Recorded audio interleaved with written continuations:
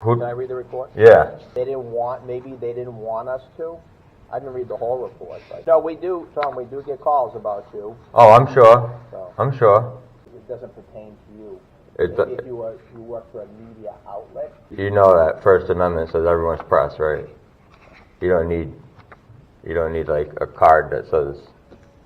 I went to the Salem Police Department to go get an incident report on the incident you're seeing on your screen right now. This gentleman, and I use that term loosely, called the police 911 2 times on teenagers or preteens because they were speaking to him rudely. As he was telling police he's not from around here, and it's the rudest he's ever been treated, especially by juveniles. As he walked away, he noticed I was recording him and yelled at the police officer that I was harassing him. I told him he was going to have a major culture shock and a rude awakening. Living in the North Shore of Massachusetts, he then took that as a threat and the police officer didn't do anything. He then calls 911 again an hour or so later, wanting to report the threat that I supposedly made. Control 221. Can you please head to the Starbucks at 211 Washington Street? Meet with a man named David. Wants to make reports about threats. Said he was threatened earlier today at the Wendy's.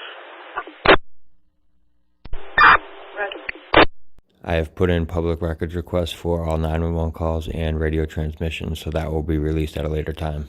Instead of finding the report I was looking for, I came across these reports here.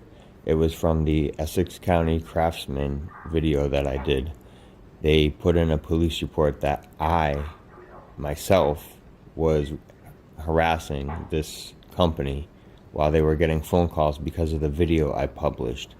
Not from me, but because of the video I published. Think of the thought process behind that. Say a mainstream media company does a story on a business because their practices or their employees aren't acting right or professional. That company gets phone calls from its viewers, and then that company calls the police on those phone calls, but then the police put the mainstream media reporter and cameraman in that police report as the party that is the harasser. This makes absolutely zero sense, and I've been battling with them for years now about not putting in people's names to police reports or incident reports that they haven't broken a law or haven't ID'd themselves.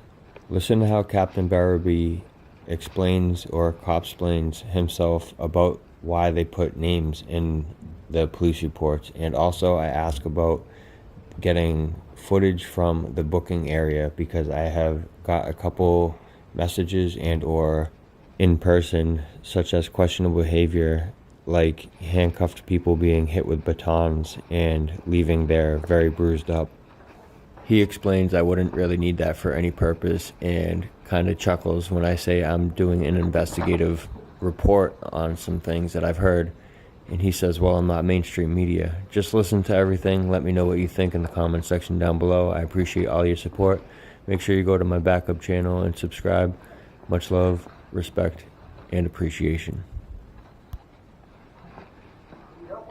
Oh, yeah, I was wondering if I could speak to some sort of supervisor. You want to talk to? If I could speak to some sort of supervisor. Sure. Give me a minute, buddy, all right? Thank you, appreciate it. Hey, buddy.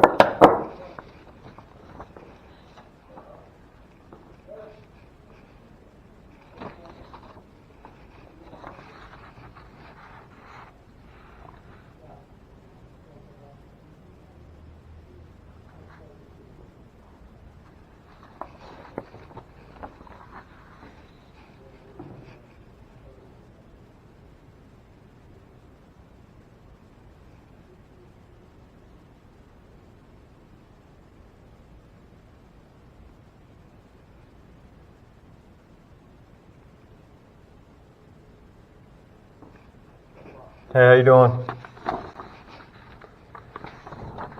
I just wanted to ask, I came across this police report about me. My name was put in it and everything. It's about supposed harassment. It's because of a video I posted, people call the business. So they're complaining about you? I guess I never made a call to them, so I don't understand how I'm on the police report, you know what I'm Because they're saying? complaining about you, so we attach your name. They identified you. That's why your name's attached. But They identified you as the person as being harassing, so that's why we attach your name to the report. no, they identified people that are subscribed to me, Okay. and they thought it was on the behalf of me, but that's... Can I read the report? Yeah. Because it even says on the end of the report that I asked the people not to harass the employees and to be respectful if they feel inclined to contact. Let me see. So, like,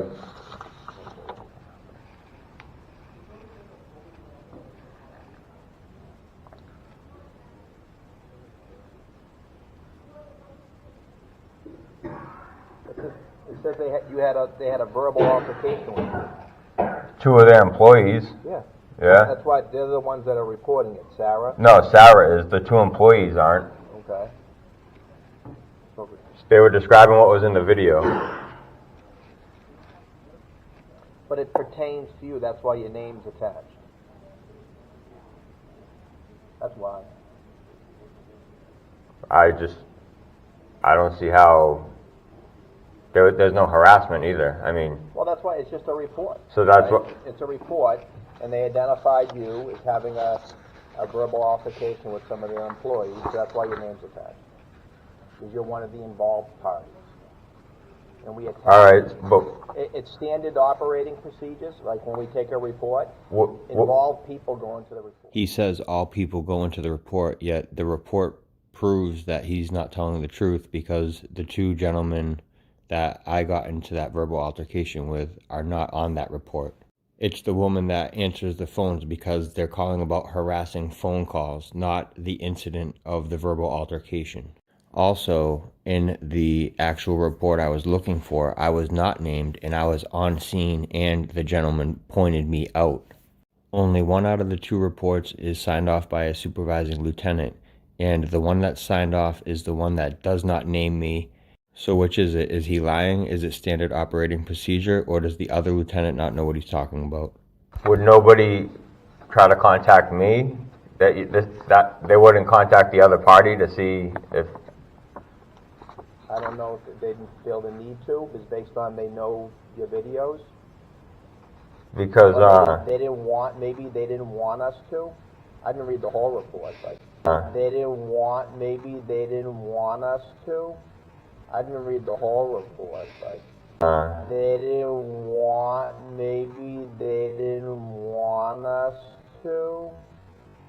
I didn't read the whole report, but... Well, yeah, it says at the end they said they should go for a harassment prevention order. Right, if they feel they were being harassed. Yeah. Yeah. I mean, I was surprised. That's up to the judge, too, and you can establish a pattern. I was looking for a different report, and I got this back, so I didn't even know this was even made up. Okay. No, we do, Tom, we do get calls about you. Oh, I'm sure. So. I'm sure.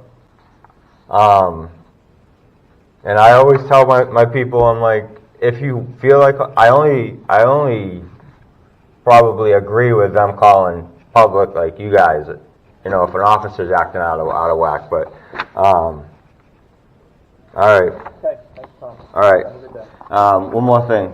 Can I request, you might know, can I request any of, like, the booking footage or anything like that? Of what?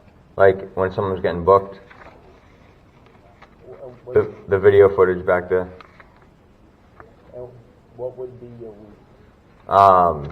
Investigative... You're an investigator? Investigative journalism? Yeah. I would have to look into that. That's a lot. It doesn't pertain to you.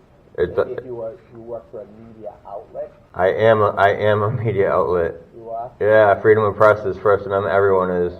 I actually have a big... I'd have to run that by our in-house counsel. Yeah, because I have actually pretty decent following. Your request, and we'll look into it. I don't know the answer to that. All right. Okay. You know that First Amendment says everyone's press, right? You don't need like a card that says... All right. So requesting booking video, I don't know about that. Or any footage back there, you know, someone coming to me saying they would need my help to investigate getting beat up while they're handcuffed. Something like that, you know what I'm saying? You don't And know. we'll run it by our in-house counsel. Alright, Okay. thank you. Oh, what was your badge number again, Berube? It's been a while. What's that? What was your badge number again? 122. 122, thank you.